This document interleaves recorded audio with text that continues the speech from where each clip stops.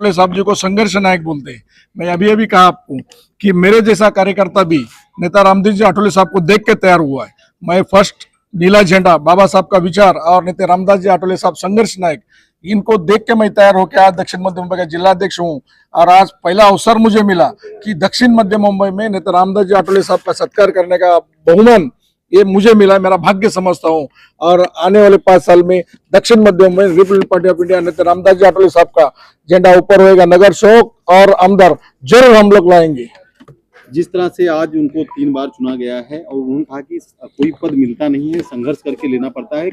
जितने हमारे कार्यकर्ता संघर्षशील हैं और संघर्ष करेंगे तो आने वाले दिनों में और सारे पद हमारे, चाहे वो नगर सेवक हो, चाहे वो आमदारकी हो, चाहे विधानसभा हो, चाहे लोकसभा हो, हम ला सकते हैं। कैसे देखते हैं आप इसको? कि हमारा थोड़ा सा बीच में ऐसा देखने जाएंगे, पदाधिकारी को जो डिसॉल्व किया है वो इसी के कारण किया है। जुने पदाधिकारी 30 साल से 35 साल से एक ही पद पे थे और नीचे लोगों में जाने में हम लोग कहीं पे कम पड़ गए। इसीलिए हमारा ताकत हम लोग दक्षिण मध्य की ओर से मैं बोलता हूँ कि लोगों में जाने में हमको इधर कम पड़ गए, इसलिए हमें टिकट में थोड़ा सा 2 कदम पीछे आना पड़ा। मगर 2 कदम पीछे आके अगर जब उड़ी मारेगा तो उड़ी लंबी जाती है, और ये सोच के हम लोग आगे का काम कर रहे हैं। Thank you.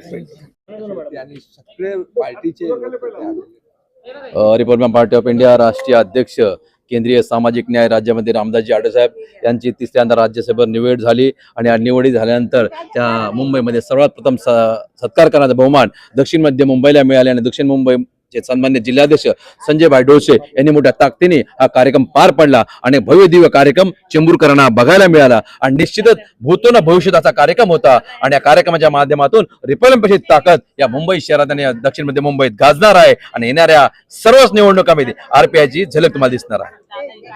Thank you. 2 घंटे जाए पांडे जी किधर गए? आज आठवले साहेब जे आपल्या केंद्र सरकारमध्ये सामाजिक न्याय मंत्री म्हणून तिसऱ्यांदा त्यांना मंत्रीपद केंद्र सरकारचं मिळालेले आहे। हे संपूर्ण आंबेडकरी समाजासाठी, बौद्ध समाजासाठी मोठं घोषणीय आहे। बाबासाहेबांना आणि सर्वच महापुरुषांना नेहमी असं वाटत असते की सत्तेमध्ये आपण असलो पाहिजे।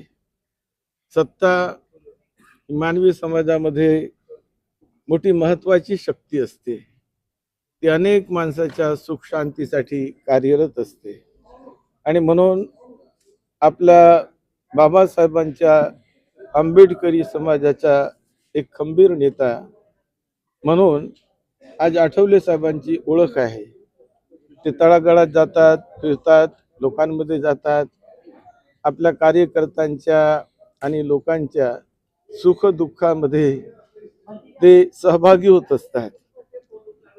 आपले कार्यकर्ते सांभाळणे, त्यांच्याशी मैत्रिणी वागणे हा फार चांगला सद्गुण त्यांच्यामध्ये आहे। त्याचप्रमाणे धम्म जो बाबासाहेबांनी आपणास दिला त्या धम्माचा सन्मान आपण केला पाहिजे। आपण धम्मगुरूचा सन्मान केला पाहिजे। हे खरोखर माणसाचं एक मोठं आद्य कर्तव्य आहे की जो माणूस आहे तो कुठल्या ना कुठल्या धम्माशी जुडलेला असतो, त्यांना आस्था असते। आणि म्हणून ज्या धम्माशी तो जुळलेला आहे त्या धम्माचा प्रचार प्रसार करणाऱ्या, त्या धम्माला सांभाळणाऱ्या धम्मगुरूचा सन्मान त्या समाजातील नेत्यांनी करावा, हा एक सिद्धांत आहे आणि तो केला जात असतो। आज खरोखर बाबासाहेब जर असते तर बाबासाहेबांना मोठा आनंद वाटला असता की मी जो धम्म दिला आणि त्या धम्माचे त्या मार्गाने चालून आज आमचे भिक्षू सामान्य कुटुंबातून येऊन PhD करतात, उच्च शिक्षण घेतात, उच्च शिक्षण घेऊन ते समाजाची सेवा करतात, उच्च शिक्षण घेऊन ते बुद्धवाणीला सर्वत्र पसरवतात। हे बघून बाबासाहेब मोठे गदगद झाले असते, कारण की त्यांचीच ती दूरदृष्टी होती। या समाजातून धम्म प्रचारक तयार व्हावे, बौद्ध भिक्षू तयार व्हावे, जिकडे तिकडे बुद्ध विहार बांधले जावे, हे बाबासाहेबांना वाटायचं। ते म्हणतात एका ठिकाणी की जर मला दीक्षा दिल्यानंतर मला जर दीर्घ जीवन लाभलं तर मी माझं जीवन हे सद्धम्माच्या प्रचार प्रसारामध्ये घालवणार आहे. ते बाबासाहेबांचं वचन आहे.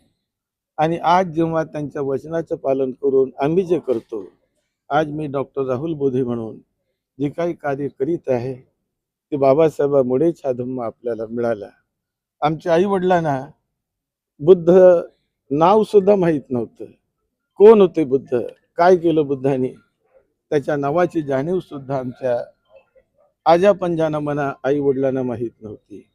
परंतु आज जो बुद्ध धम्म आम्हाला समजला तो केवळ बोधिसत्व परमपूज्य डॉक्टर बाबासाहेब आंबेडकरांमुळे. आणि म्हणूनच आज जो सत्कार आपण जो केलेला आहे तो भिक्षू संघाचा सत्कार आहे, जो त्याग आणि सेवा भावनेने बुद्धवाणीला पसरवतो, बाबासाहेबांच्या संदेशाला पुढे नेतो. म्हणून साहेबांनी सत्कार केला. हा खरोखर एक परंपरा आहे समाजाची. कुठलाही धम्मात बघा, त्या धर्मातील नेते त्या धम्माच्या धम्मगुरूचा सन्मान सत्कार करतात. आणि आठवले साहेबांनी